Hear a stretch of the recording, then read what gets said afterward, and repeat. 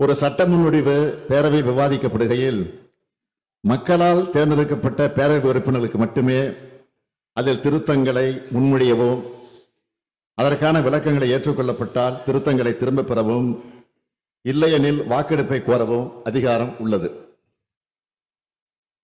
இத்தகைய சட்ட முன்வடிவு பேரவையால் நிறைவேற்றப்படுவதற்கு முன்பு அதன் மீது கருத்துக்களை தெரிவிக்கும் அதிகாரம் மாண்புமிகு ஆளுநர்களுக்கு வழங்கப்படவில்லை. எனவே மாண்புமிகு ஆளுநர் அவர்களிடம் வரப்பெற்றுள்ள செய்தியில் இடம்பெற்றுள்ள கருத்துக்களை இந்த மாமன்றம் ஏற்றுக்கொள்ள இயலாது.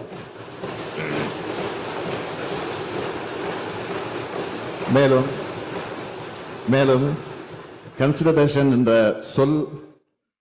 சொல்ல வேண்டிய மாண்புமிகு ஆளுநர் அரசமைப்பு சட்டத்துக்கு புறம்பாக அப்ராப்ரேட் கன்சிடரேஷன் என்று குறிப்பிட்டுள்ளார்.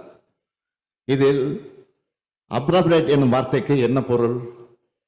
பொருத்தமான அல்லது தகுந்த முறையில் ஆய்வு செய்ய வேண்டும் என்று பொருள்.